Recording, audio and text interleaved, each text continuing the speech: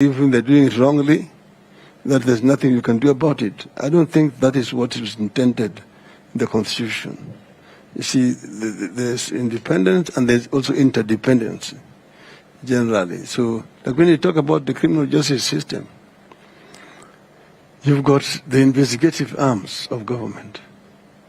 Then you've got the procedural arm of government, the DPP. Then you've got the judiciary. You see?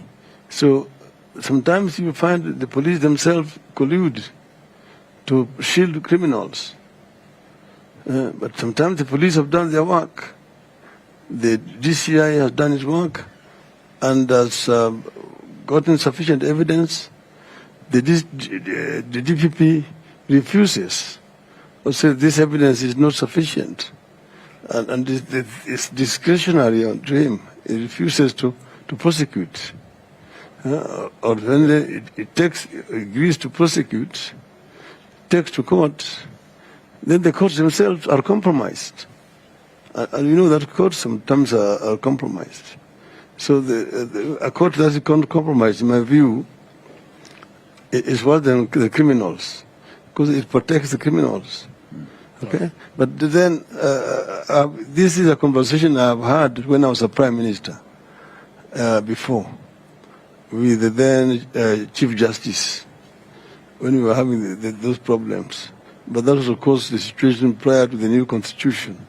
Okay, so my view is that yes, independence is there, but there's also interdependence of these arms of government, because ultimately you want the delivery of services to the people to be done efficiently. Okay. Well, Honorable Martha, I'm sure there's a lot of uncertainty to this role because you'll be the Deputy President and there's also this additional role. And according to Article 147(4) of the Constitution, you cannot hold two offices. So maybe if you just respond to the same and clarify what this would mean as a member of the executive overseeing certain arms of the judicial aspect. I think that's a misconception. Okay. If you look at the description of what a deputy president does, is be the principal assistant of the president and perform any other duties assigned by the president. So any other duties is covered. You can hold a ministerial docket. And there's no difference when a deputy president holds a ministerial docket and when any other minister holds. So the framing of the question as though having a deputy president hold the office of Justice and Constitutional Affairs Ministry is an oppressive thing is wrong, is misleading. It is a ministerial portfolio like any other. And for people to understand the three arms of government, it's like pieces of a jigsaw puzzle. The three of them fall into place and make the whole. So they are independent but interdependent. And the Justice Ministry is a coordinating ministry. It doesn't prosecute. It doesn't arrest. It doesn't decide on the cases. So it's a more policy and coordination so that when arms of government get together and you want to find where things are not moving and whether we are moving according to the policy direction and to support each other in execution, not in decision making. When the government proposes to Parliament a bill, it doesn't sit in Parliament to pass that bill, but it's a government proposal. When the government sitting with the judicial arm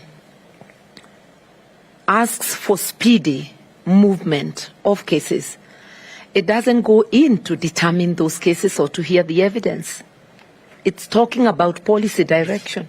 So that, for instance, if we need any law to limit how long certain cases can sit, then it's agreed together in a consultation.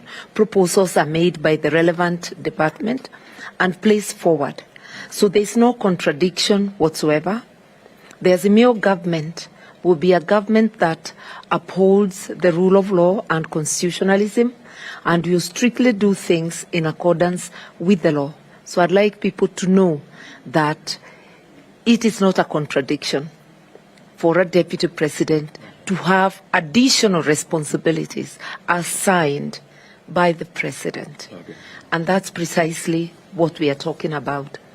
And fighting corruption, if I may add, is more than just about going to court. It involves giving the public confidence that the government is serious about what it is doing, so that the public can be partners in the fight against corruption. And if we wind backwards and go to 203, basically when the NAC government came in, the public was so inspired by the zeal and the commitment of the NAC government that members of the public could actually stop policemen from receiving bribes on the roads. Members of public chose to walk to force the matatu industry to accept the Michuki rules. Members of public recovered the Kenyatta International Conference Center from those occupying it and claiming ownership, and handed it back to the relevant ministry. This is the kind of thing we are looking for, that we will demonstrate our commitment to fighting corruption and make the public our partners in this fight. And that goes beyond just applying the law, and also working seamlessly with those in the criminal justice sector, the courts, the legislature, where we need to tighten the laws, etc. Okay. Well, yeah. Even as we continue with certain aspects of the manifesto that you gave out as a coalition, a big and integral part of this year's election is pegged around the women factor. Yeah. And when we talk about the women factor, we talk about the 2/3 gender role representation, especially in the bicameral house. Now, your competitors, from the suggestions that they've been given, many have argued there's a lot of practicality, for lack of a better word. They've spoken about giving half of the government to the women. They've signed charters. They've also spoken about putting up a kitty for the women. And they've added to that and said that they're going to achieve the 2/3 gender rule within the first 100 days in office. On your side, what is the assurance that you're giving women, despite you being potentially being the first female deputy president? What assurance are you giving people to say that, you know what, moving forward, we're going to have better representation of women in our government? It's easier said than done. For us, the commitment is demonstrated. Right now, Azimio is not saying that we will do for women A, B, C, D. My principal, seated right here next to me, appointed me his deputy. That's a demonstration of the commitment. So when we say that we will fulfill, we will continue the implementation of the Constitution, which includes the 2/3 gender rule, we have demonstrated it. When my principal says that he actually believes in 50-50, he has not just the 2/3 gender rule, but 50-50. He has already demonstrated it. So for the competition to claim that they have the commitment, where have they demonstrated it? And we have gone beyond that. If you look backwards, and I always tell this story, that when we came from Beijing in 1995, those of us who were in parliament then were bringing in motions for the implementation of the commitments in Beijing. And I remember my sister, the Honorable Charity Ngilu, Governor of Kitui, and Senator Beth Mogo bringing such motions. On my part, I proposed the Equality Act and the Domestic Violence Bill, which was later to be adopted by the government.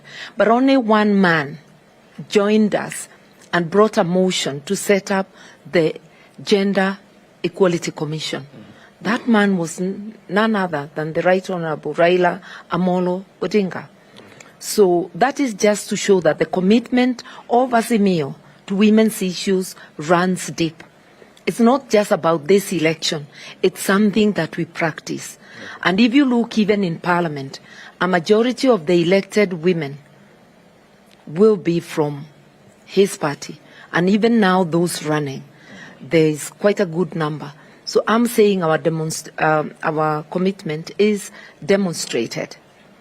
I don't want to talk about my part because I think that it goes beyond saying. Okay. So we will not only implement the 2/3 gender rule, which is the starting point, but we will go beyond it, and that commitment has already been shown. All right. After that question on, fighting corruption and the position of women from Alan Owino of K24, my colleague, Melita Oletenges from from NTV, has a question on youth and the position of youth. Thank you very much. Ningependa kuuliza swali langu kwa lugha ya Kiswahili. Nafasi za ajira ni jambo ambalo mmeahidi kwa pamoja, na ni shina muhimu sana katika uchaguzi ujao, ikizingatiwa kuwa gharama ya maisha imeenda juu. Lakini tukizingatia kwamba serikali ya Jubilee ilikuwa imeahidi nafasi za kazi milioni 1 kila mwaka kwa awamu yao ya pili, je, nafasi yenu ya uwazi kabisa au mbinu ambayo mtalenga kutumia kuhakikisha kuwa mnaongeza nafasi za ajira nchini hususan kwa vijana, na pia mbinu ipi mtakuwa mnatumia ili kuhakikisha kuwa watu wamepata ajira humu nchini? Ndio, sisi tayari tumesema katika manifesto wetu ya kwamba kwanza tunaongea kwa jumla juu ya uchumi, na tumesema tunataka kupanua uchumi wetu. Kwa mfano, tumeongea juu ya mambo ya viwanda, na tumesema tunataka kuona kama kila county iko na viwanda, kwa sababu tunaongea juu ya county moja, product moja, one county one product. Na hii ni mambo ambayo sisi tunataka kuanzisha kwa njia ya haraka. Maana yake tayari utafiti imefanyika, tunajua ni nini inapatikana katika eneo hii na eneo hii na kadhalika. Lakini haya yote sisi tunategemea Wakenya. Wakenya ndio tunategemea kabisa. Kwa upande mwingine, kama serikali tunajua wakati huu vijana wetu wengi sana wako na shida mingi zaidi, na tunataka kuanza kuleta ile ajira ambayo inaweza kuajiri vijana wengi zaidi. Kwa mfano, kazi mtaani, tunasema tutarudisha kazi mtaani mara moja kama tunaanza yani tukuna kwa mambo short term, as immediate, mid term and long term. Vijana wetu wengi vile vile wana ujuzi, wamesoma. Kwa mfano, kwa upande ya ICT wako na ujuzi wengi zaidi, na tuko na changamoto kwa sababu ya kutokuwa na ile connectivity ya kutosha, haswa katika eneo za mashambani huko. Tunataka kusambaza ICT ifike kwenye vijiji wetu, ili vijana wanaweza connect na wanaweza hata kupata ajira kwa kampuni ambazo ziko nje ya taifa letu, wanaweza kufanya kazi hizo huko.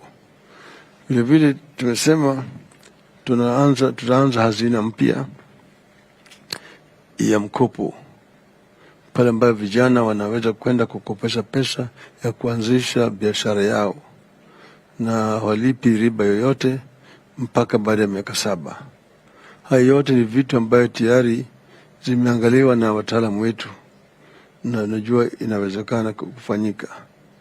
Tukileta mambo kama haya, vijana wengi kwanza wataweza kunufaika kwa hiyo mpango.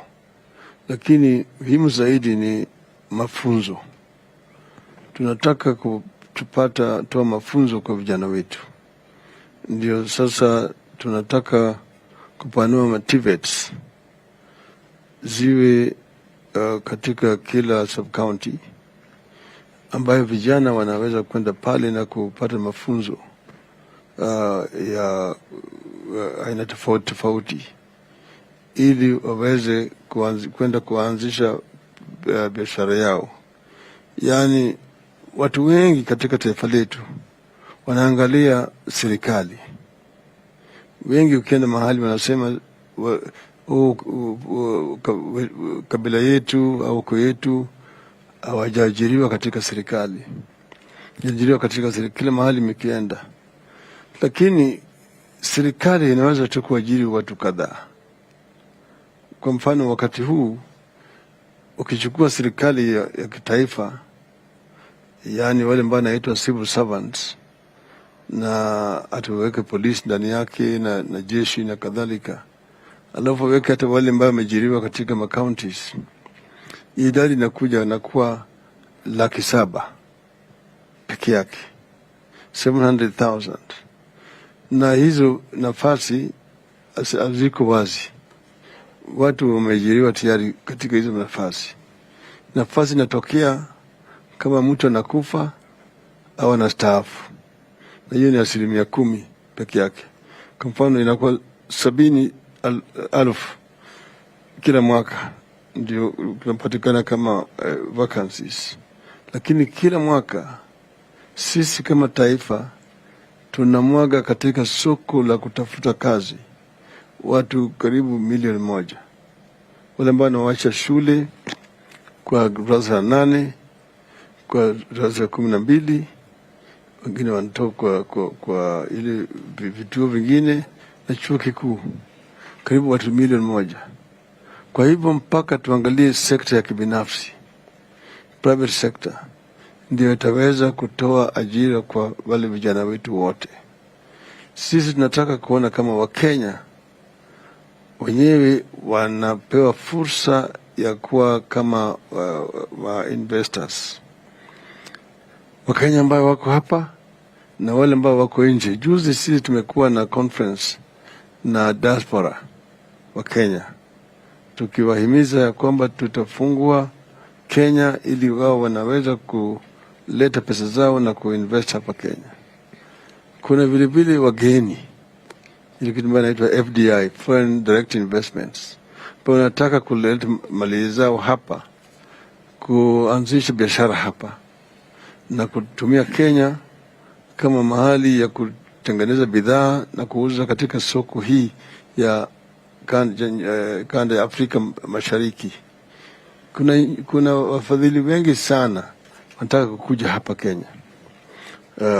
Wengine ambao wanataka kutoka China, kutoka nchi zingine waje hapa katika bara ya Afrika. Sasa shida ambayo iko hapa ni mazingira ya wale kuleta mali yao hapa. Juzi mimi nilikuwa na wale mabalozi na wafanyi biashara kutoka Ulaya. Wanasema makampuni yao kubwa kubwa wangependa sana kuja hapa, lakini mazingira hapa ya kuweka mali yao hapa ni sio sawa, kwa sababu unakuja hapa kwanza ili kitu inaitwa bureaucracy. Pili corruption iko juu sana. Alafu sasa wengine mtu anakuja hapa ameshasema yeye anataka kuanzisha kiwanda, amenunua shamba, kisha mtu mwingine anaenda mahakamani nasema hiyo shamba ni yangu, maanake tuko na title deeds mabandia. Alafu yeye anakwenda anapata injunction kwa court, jamaa hawezi kuendelea na kazi yake, court hii imefunga hii maneno, na hiyo kesi haisikizwi miaka 3, kesi haijamuliwa. Juzi nilikutana na Amerika, yeye amekuwa hapa sasa kwa miaka 3, anakuja kesi imehairishwa, ati yule jamaa ambaye alienda mahakamani hayuko, wakili hajakuja, mahakama ameharisha kwa miezi 6. Ananiuliza mimi, Raila, hawa jamaa do they know, because somebody who is holding a wrong title deed has gone to court and has gotten an injunction and the matter is not being heard. So if you say the judiciary is letting us down, creating a very unfriendly environment for investors, we know what you're talking about. Lakini sisi tunataka tukiingia ndani tufungue, manake hii italeta ajira mingi kwetu. Tumesema tunataka kujenga special economic zone ili ya Dongo Kundu ya kufanya kazi, ingine tujenge Lamu, ingine tujenge huko Kisumu, tayari ingine nataka kuweka hapo Voi, okay, na iko industrial parks ambao sisi tutaweka eneo kama Nyeri, tutaweka industrial park huko, eneo kama Embu tunafanya namna hiyo, Garissa na kadhalika. Tunaweza kuleta vitu ambavyo vitatoa ajira nzuri kwa vijana wetu. Kwa hivyo sisi tuko na mpango mingi sana kwa vijana na kwa kina mama, na tuna hakika ya kwamba inawezekana. Mheshimiwa Martha, kwa kifupi tu, Mheshimiwa Raila Odinga amegusia kwamba kila mwaka tunao wasomi ambao wanafuzu 1,000,000, lakini je, mrengo wa Azimio pengine unalenga kuwa na nafasi ngapi za kazi kila mwaka?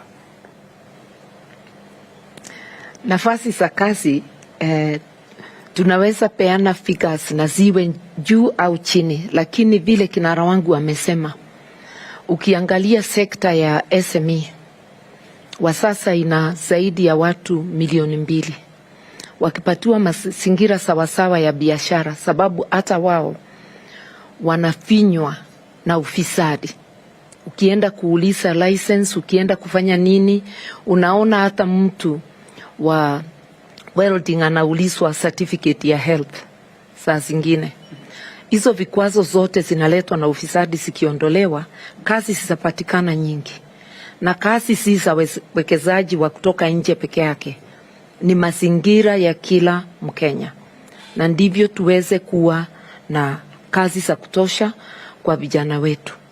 Na lazima tujaribu, kama wale wanakuja kwa market ya kutafuta kazi ni zaidi ya 1,000,000, lazima tujaribu tuone zile kazi zinapatikana, zinalingana au zinaongezeka. Na hii haiwezi fanyika mara moja, inafanyika kwa taratibu zile tutaweka, na tuko tayari kufanya hiyo yote. Kabla hiyo kwa MSMEs, yani jua kali, sisi tayari tumesema ati sio tu kuwatambua, lakini kuwasaidia wao ili waweze kupata mkopo kwa gharama ya chini. Na vilevile tumesema tutaleta ile kitu inaitwa shahada ya jitihada, recognition of prior learning, RPL. Yani wengine wao hawakuenda kwa shule mpaka wakapata shahada ya shule, lakini wameenda wakajifundisha kazi na wana ujuzi zaidi. Mwingine anajua kuchoma vyuma, yani welder, mwingine ni mechanic, mwingine ni electrician, mwingine ni plumber, mwingine ni mason, mwingine ni carpenter, mwingine anajua kuezeka paa ya nyumba na vigae na kadhalika. Lakini sasa wakati huu hawezi kupata kandarasi ya serikali kwa sababu hawakuna ile certificate. Sasa sisi tuwapatia hiyo certificate, ndio tunasema shahada ya jitihada, na wakiwa na hiyo wanaweza kupata kandarasi ya serikali bila kupitia kwa mabwanyenye ambayo wananyonyesha jasho lao. Naam, nampisha mwanahabari mwenza Nancy Okware kutoka idhaa ya taifa KBC. Naam, shukrani. Bwana Raila, tukirejea kwako, ningependa kidogo tuzungumze kuhusiana na swala la afya. Manake tunafahamu ya kwamba uchumi wa taifa hauwezi ukaimarika bila afya bora. Na tumeshuhudia humu nchini wakati ambapo taifa na ulimwengu wanakumbana na janga la COVID-19, na kama Azimio la Umoja mmezungumza kuhusiana na baba care. Ikiwa mtazamaji anajiuliza pale nyumbani, hii baba care kwanza inahusu nini? Tofauti yake na UHC ni ipi? Na kama Azimio la Umoja mtatumia mbinu zipi kutafuta ama kupata zile fedha za kutekeleza? Ya sisi tumesema kwanza sisi tunataka kuboresha hali ya matibabu katika taifa letu kwa kupanua vituo vya matibabu na vile vile kuimarisha. Tunasema tunataka level 4 katika kila sub county, ili zisiwe mbali sana na pale watu wanakoishi. Kuna Wakenya wengi wanapata shida mingi zaidi, wamama haswa ambaye wajawazito, wengine wanakufa wako njiani, wanapelekwa kwa vituo vya matibabu. Kwa sababu tunasema tunataka iwe karibu. Pili, tunataka, kuna vituo zingine ziko pale lakini hakuna dawa ndani yake, hakuna vifaa ya matibabu, hakuna manases au daktari. Tunahakikisha ya kwamba kila kituo cha matibabu imewekwa vizuri, imewekwa vifaa vya kutibu watu, kuna dawa ndani yake, kuna manases na daktari. Pili, tumeongea juu ya bima ya matibabu. Manake wale walileta kufanya tu kama experiment. Waliweka Kisumu, Machakos, Nyeri na wapi? Kitui ndio. Sisi tutaweka, itakuwa kwa counties zote za Kenya, na Wakenya wote watakuwa chini ya bima sawasawa ya matibabu, sio tu ya kufanya majaribio. Watoto, wakina mama, wazee, vijana, na tuta vile vile njia ya kuwasaidia kulipa ile premium wale ambaye hawezi kulipa, ili kila mtu awe na cover. Akiwa mgonjwa anaweza kwenda kwa matibabu, na kama hata na pesa apate matibabu sawa sawa. Vile vile tutajaribu sana kuweka rasilimali katika zile vituo vya matibabu ya hali ya juu. Wakati huu Wakenya wengi wanaenda ng'ambo, sana sana India, wengine wanaenda Uingereza, wanaenda Afrika Kusini na kadhalika. Lakini zile vituo tunaweza weka hapa kwetu. Manake sisi tuko na wataalamu wengi Wakenya hapa ambao wamesoma vizuri kabisa, wanajua mambo ya matibabu. Yale ambayo inakosekana ni vituo. Na pili, vile mahospitali za kibinafsi, gharama iko juu sana, wengi wa Kenya hawezi kumudu. Gharama ya kitanda katika hospitali hizi hapa Nairobi iko juu zaidi kuliko gharama ya kitanda katika 5-star hoteli. Ulala tu kule hujatibiwa, gharama ambayo wanakulipiza inashinda Hilton au Serena. Hiyo ni kunyonya wa Kenya. Watu wengi hawezi. Mtu amekaa kwa hospitali kwa siku chache, gharama imefika milioni. Siku unakuta wa Kenya wanakutana jioni Pan Africa Hotel, Nairobi Club, wapi, kwenda kusanya pesa ya matibabu. Watu wanafanya tu kazi kwa hizi vituo vya matibabu katika taifa letu, wananyonyesha wa Kenya. Sisi tunataka kuleta uhuru kwa Wakenya, kwa kuleta vituo vya kiserikali kwa hali ya juu, ili Wakenya wako na chaguo. Kama unataka kwenda Aga Khan au Nairobi au wapi, unaweza kwenda mahali na utapata madaktari ambayo utatibiwa kwa ile gharama ambayo wewe unaweza kumudu. Hiyo ndio tunataka kufanya. Naam. Yeah. Pengine Martha, tukipata kauli yako kuhusiana na hili swala la afya, manake ni wengi ambao wanaathirika, unapata kina mama, watoto. Unahisi kama taifa ni kipi kilichofanyika tukajipata pale ya kwamba unalipa fedha nyingi baada ya kusalia hospitalini kwa muda mfupi, kisha dawa hazipatikani, unapata ya kwamba unaambiwa baada ya kutibiwa nenda pale nje kanunue dawa? Ufisadi umechangia pakubwa. Dawa zinapelekwa hospitali ya serikali, mahospitali ya county, unakuta hata zikiwa zimeletwa juzi hakuna dawa, lakini daktari atakwambia ile chemist utaenda kununua. Sasa tunashindwa, anajuaje ile chemist iko na dawa? Na si daktari mmoja, kutakuwa na mtindo. Hiyo hospitali utakuwa unaelezewa ni wapi unaenda. Kwa hivyo ufisadi unachangia pakubwa, na ndio tunasema kwa serikali ya Azimio tutapambana na ufisadi vilivyo, sababu kila mahali, kila sekta, kila huduma imeathiriwa pakubwa na ufisadi. Ningependa Wakenya wajue, wakati tulikuwa tukiwa wadogo, na hata nikiwa mpaka university, hospitali zile zilikuwa nzuri zaidi hapa nchini ni za serikali, na watu wakigonjeka walikuwa tu wanaenda dispensary, wanaenda hospitali kuu. Nikija hapa kusoma kwa chuo kikuu cha Nairobi, City Council dispensary ulikuwa unajua ni ipi inafungua 24 hours. Zilikuwa wazi, zilikuwa na dawa, zilikuwa na kila kitu. Wachache sana walikuwa wanaenda hospitali ya kibinafsi. Tukiboresha katika baba care, mahospitali ya serikali, hiyo ndio italeta bei ya hospitali za kibinafsi chini, sababu watu watakuwa vile kinara wangu wamesema, itakuwa hapo wazi. Unaweza ingia hospitali ya serikali upate matibabu poa, unaweza enda ya private. Na kama unaenda ya serikali bila malipo, watu wataopt kwenda ya serikali bila malipo.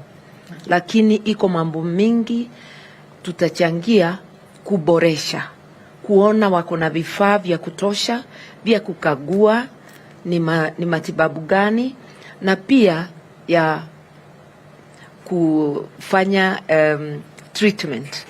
Ndivyo kama ni hiyo matibabu ya kansa inafanya watu sana sana waende India, hiyo ni mambo inaweza fanyiwa hapa. Na zote tukiwa na lengo la kuboresha nchi yetu, na serikali ya Azimio ikiwa ina mwongozo wa aina hiyo, mambo ya matibabu, tutaokoa Wakenya wasiuze mali yao yote, wawachwe bila chakula, wawachwe bila mali ya mambo ingine muhimu, wauziwe shamba yao sababu wamechukua mkopo, na tuache kama nchi kupeleka pesa zote zetu ng'ambo. Hizo pesa ziboreshe serikali zetu. Naam, Latif. Well, we're having a conversation with the Azimio presidential candidate Raila Odinga and his running mate Martha Karua. We're coming to you live from Karen. This is a joint broadcast between several media houses: KTN, Citizen TV, NTV, KBC, K24, and several radio stations. We'll have a few minutes to conclude this conversation. So we're going to have some 3 questions. One of them is around the preparation for the August 9th general election and the confidence around it. The other one is on management of public debt. And of course, we have to talk about accountability to the public. So I'll start with my colleague Alan Owino of K24. Okay, well, when you look at the issues surrounding the preparations for elections, this is majorly handled by the commission, which is IBC. And if we remember back in 2017, former Prime Minister, you were in a very precarious situation, especially with your party, and that particular election was nullified. But fast forward to 2022, the very same referee who was actually reffing that particular match is still at the very helm of that particular commission going to conduct this year's election. So my question is, what have you done within the 5-year period to see to it that you have enough confidence for him to ref this very same match this year? Well, I have expressed sometimes my misgivings before, and I've said that I want to be convinced that preparations have been done that are above board to ensure a free and fair electoral process.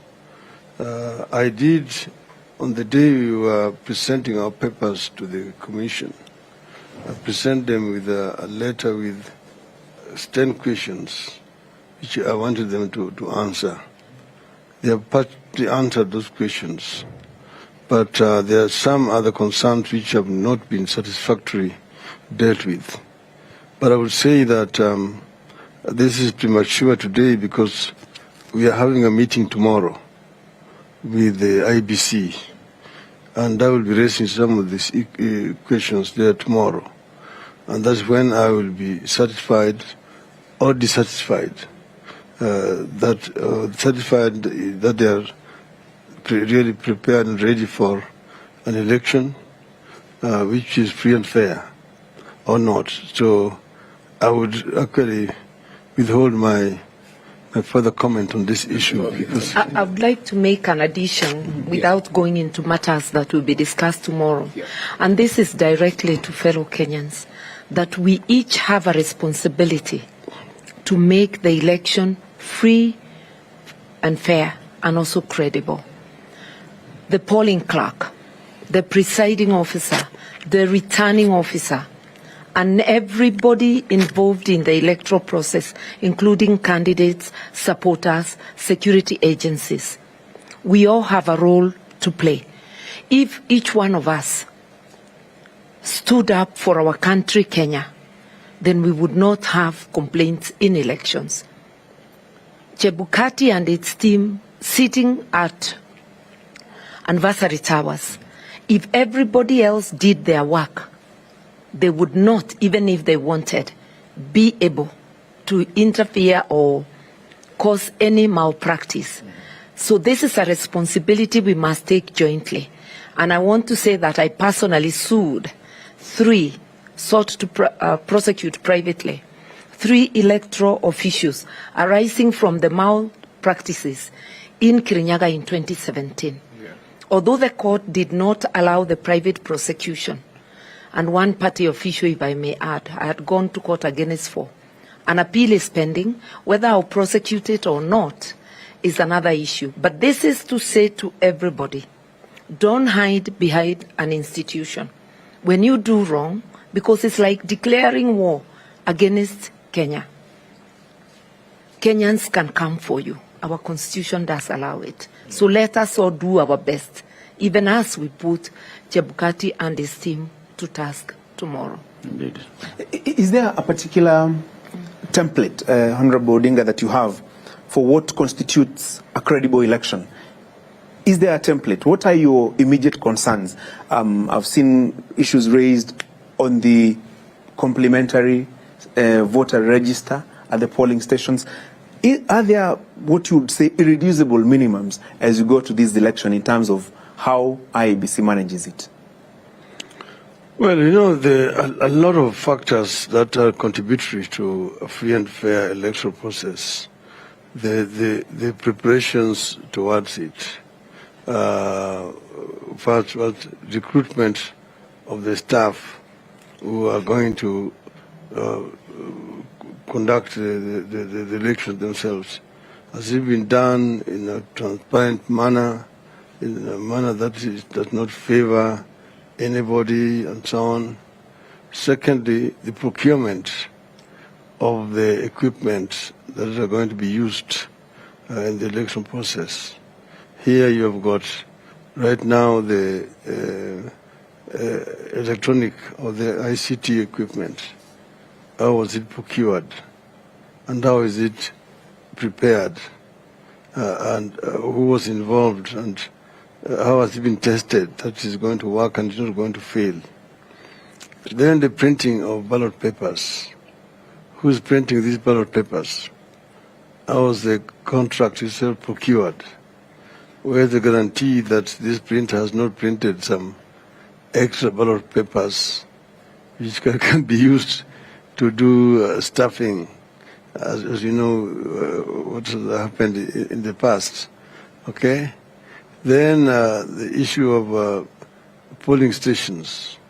Where are they, and how are they connected in terms, you know, the cover of 3G or 4G in the country? Which are the stations which are not covered, and what measures have I been taken to ensure that result from those other ones are actually also made in time? And then the actual polling itself, what arrangements? like you've got that backup you're talking about, which has become contentious. That IBC is insisting that you don't need a manual register.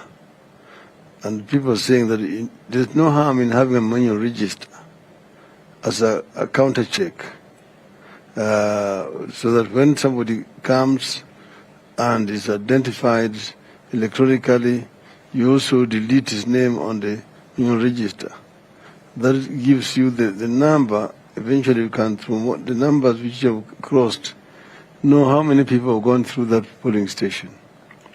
So that eventually, when wrong results come out, if 100 people voted, but then eventually 200 are announced, you can counter-check from that register to confirm that indeed what has the number which has come out is the number which voted here. They're saying they don't want to see that. The harm that causes to them, nobody knows. That is their own issue. So basically, the overall preparation of the election in that manner, and then the security, where who is going to provide security so that voters don't get harassed by some other goons, because other opponents can hire goons to block opponents from going to vote. Those who are going to be in charge of security neutral enough to ensure that everybody is facilitated to cast his or her vote without coercion or interference. Okay? Then counting and that's on the polling day. Because what we have had is, not that we have not had agents in some areas. There are some areas where the agents are actually given two options: to agree to cooperate and take the money and disappear, or beaten up and thrown out, so that you don't have an agent there. See? Where is the guarantee that this is not? Because the police are also complicit there. And that's why you usually have these complaints. And then you have, the electronic system, where, you are identified through your biometrics and the irises, and then you are allowed to go and vote.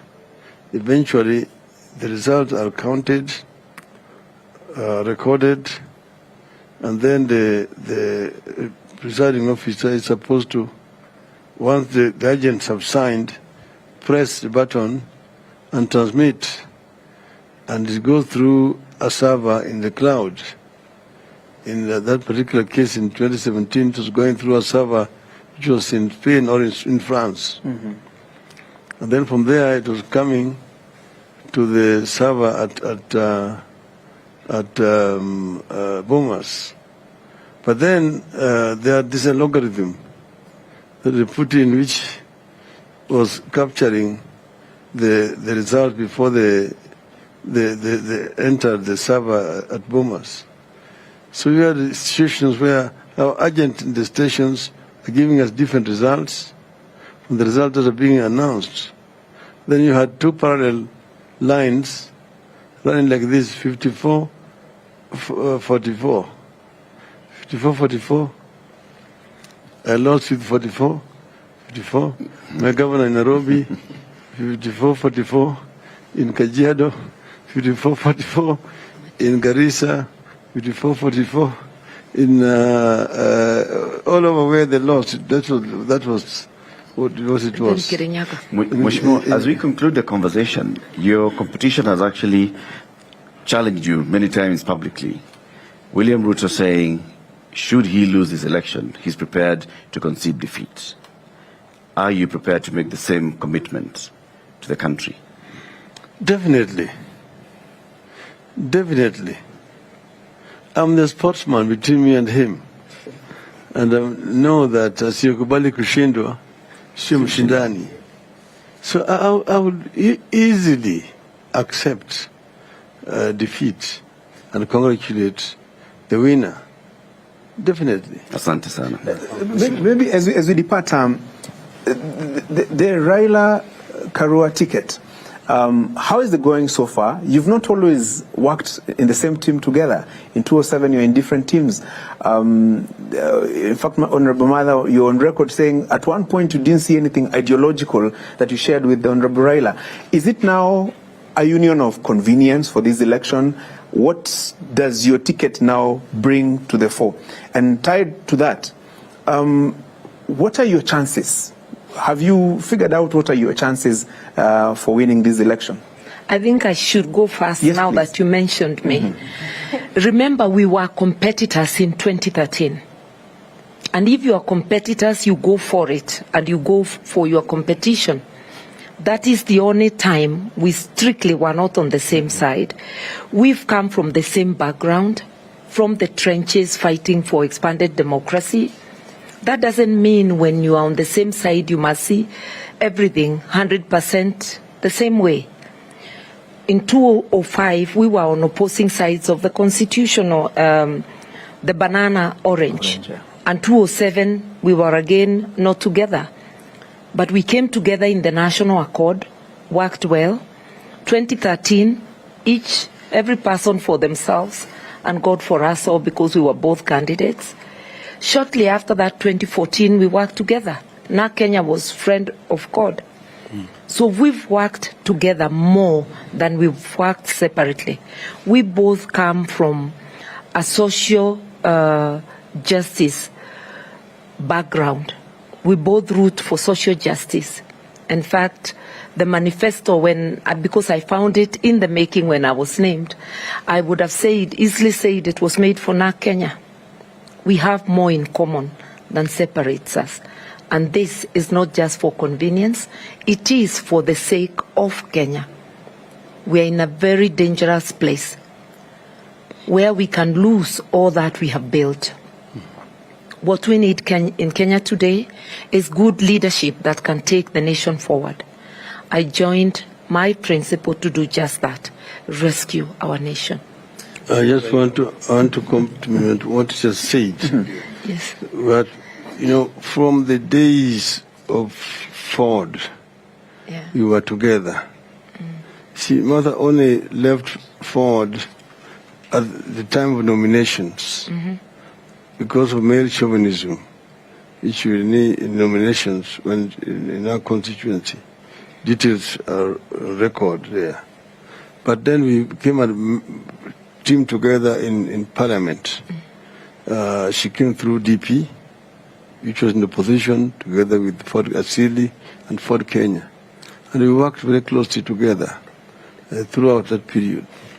In 2002, we were together in NARC. We were together in NARC, and we campaigned together throughout that period of time.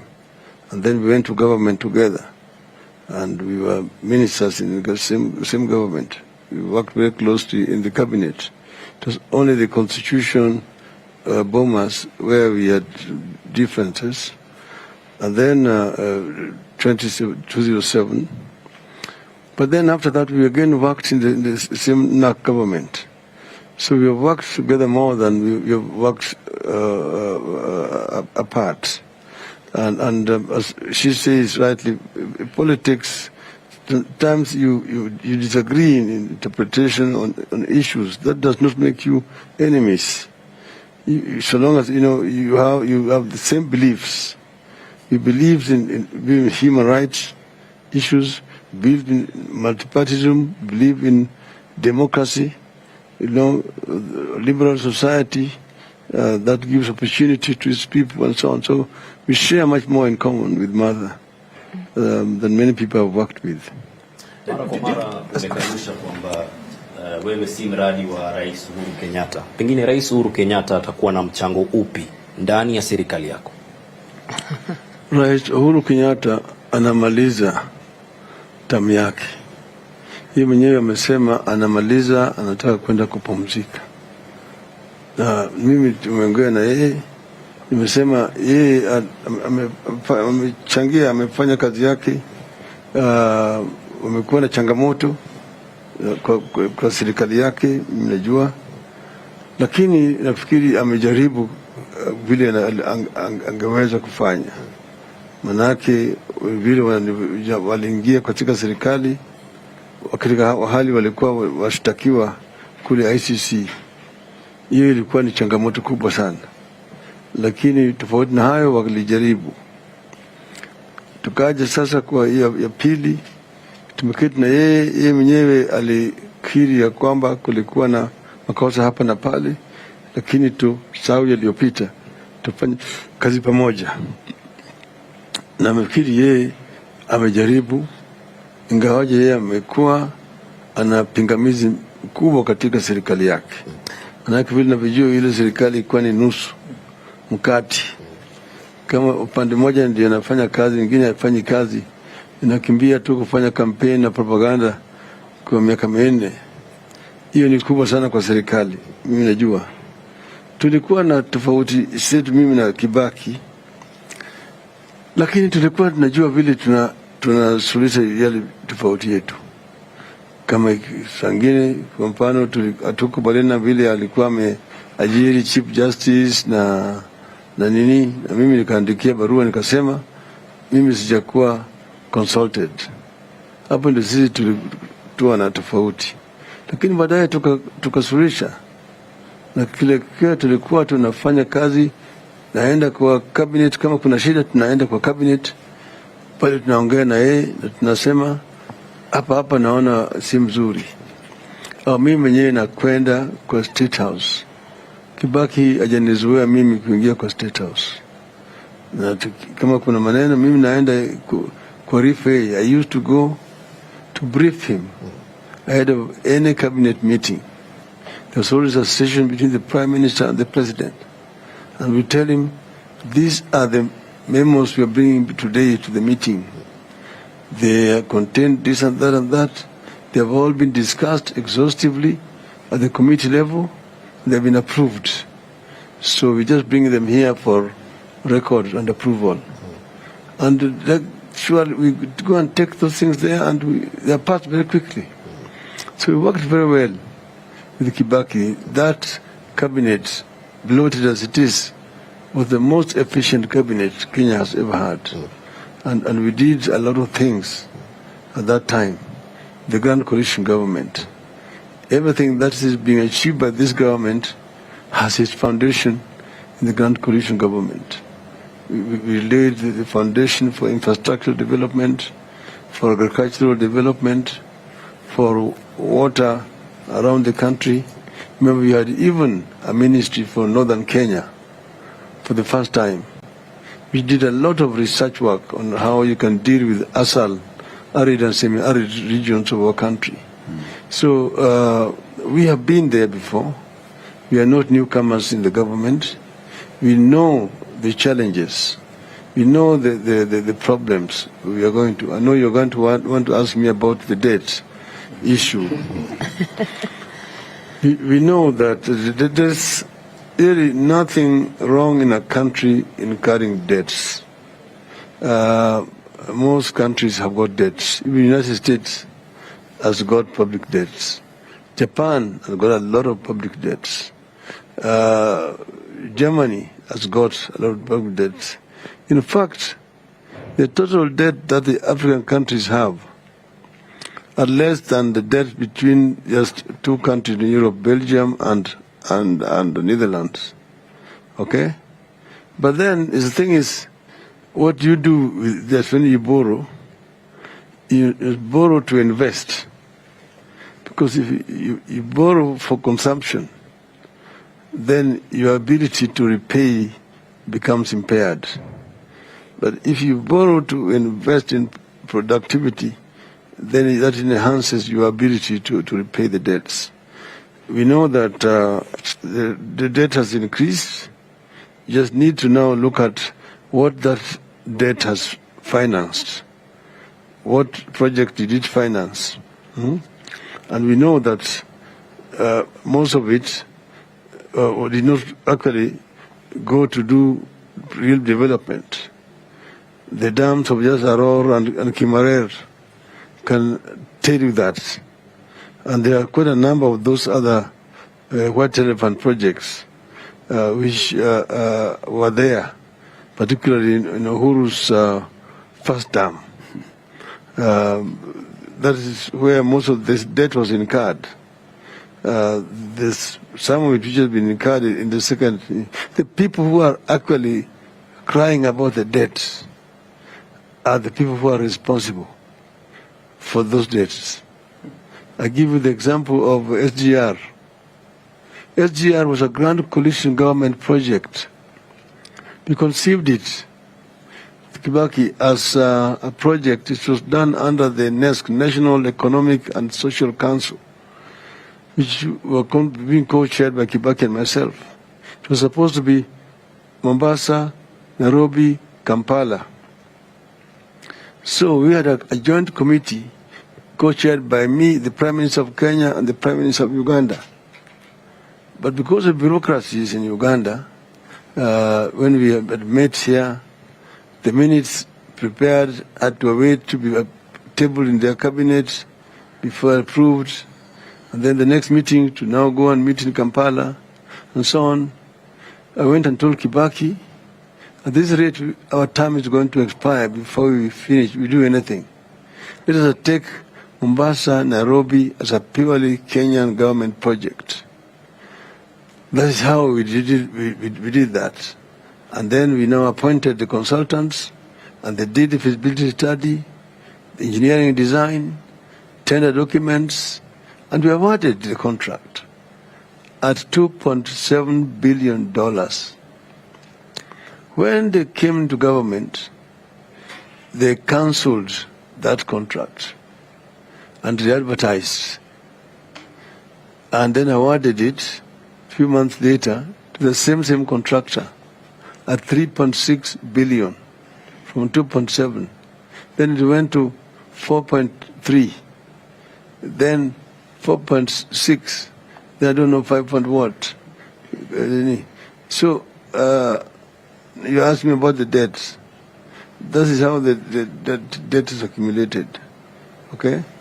And that was the first time that those Tanga people are saying nothing happened. Most of these debts were incurred at that time. Now, what we are going to do, because we have dealt with these issues before, we will look at particularly, there are some commercial debts. What is really killing are the commercial debts with short-term period of repayment, high interest rates. Those are the ones that you really need to renegotiate and get maybe a refunding or so that you can extend it to a long-term debt with lower repayment rates and also reduce the rate of interest.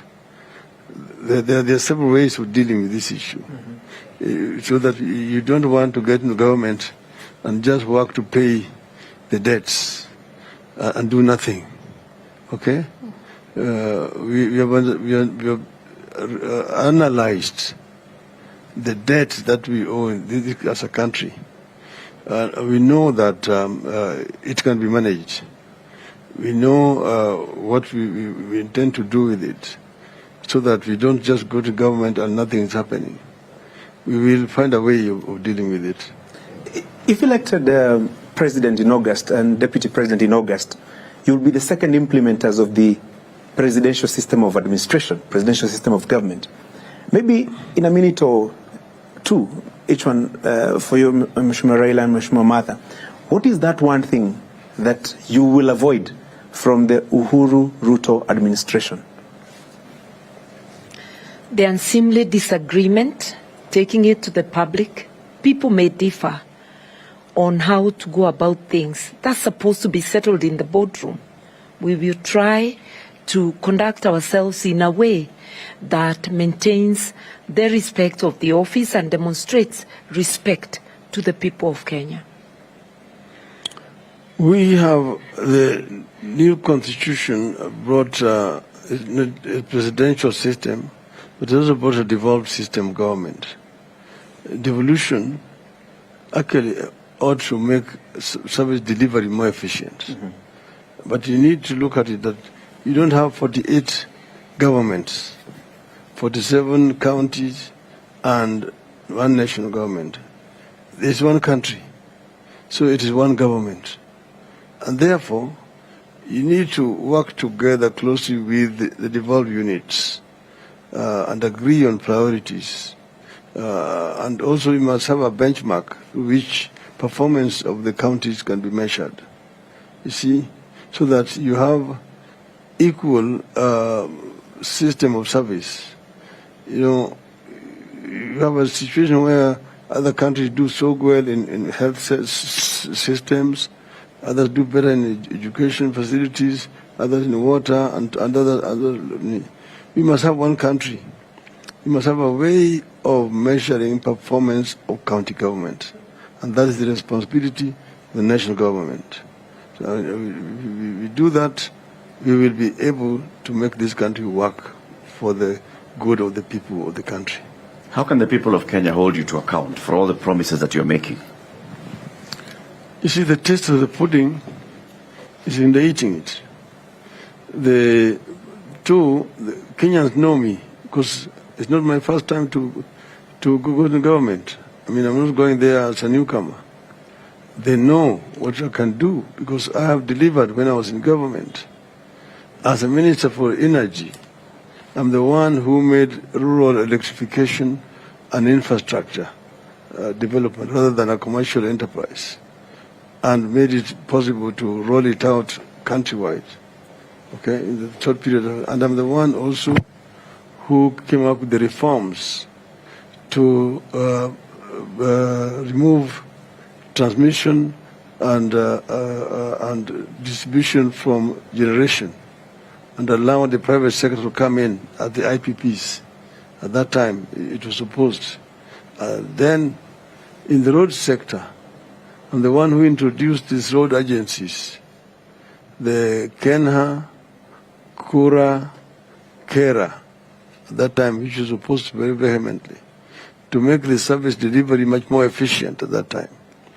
But I think that with the devolved system, there's really no need now for Kera and Kura, because those should be responsibilities of the county governments.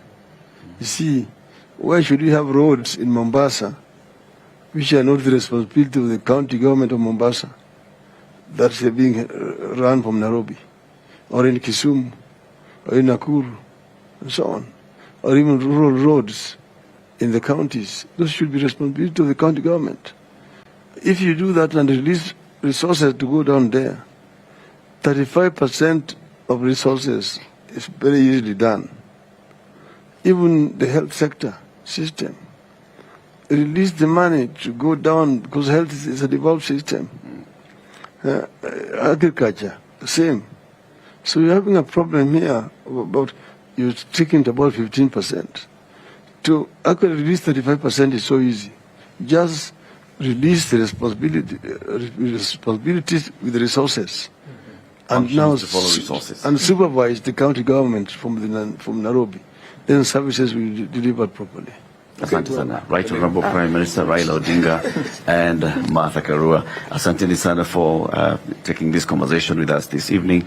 This has been a joint conversation between several media houses, KTN, Citizen, K24, KBC, and NTV, and several radio stations this evening. We want to thank my colleagues here who've been with us this evening.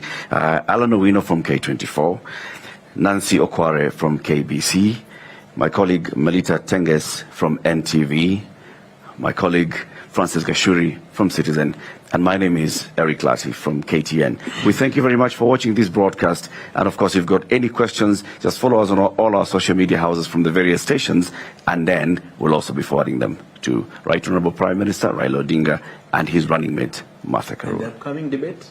Presidential debate? Yeah.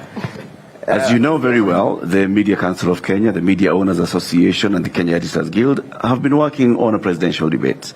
And the dates are soon going to be released. The debates will be taking place in July. The question is, the one for the Deputy President, will you attend? Would love it.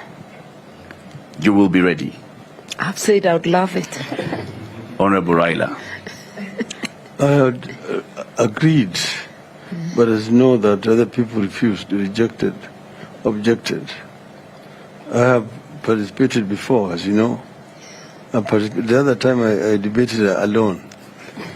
So it will depend on the availability and preparations. Okay?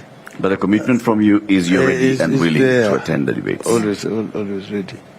Keep it here for that. We'll tell you the dates for those debates. And of course, you've heard the Azimio candidate and running mate are ready for the debates. Asante sana. Good evening. Good evening. Thank you.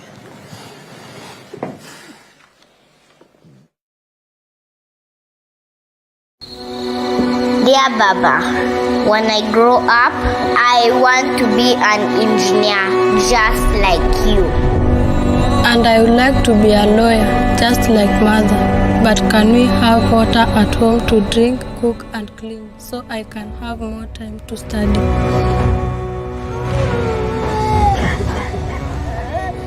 How can we offer a better healthcare system? Na kuniwezesha mimi kama mlemavu.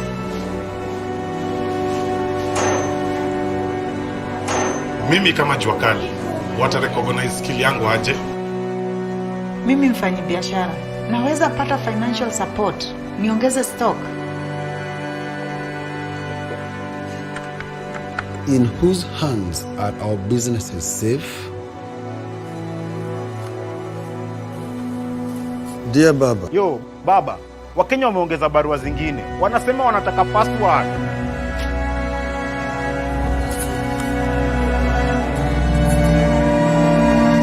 Barua tumezisoma. Wakenya, tumesikia maoni yenu. Hii ndio password. Inawezekana.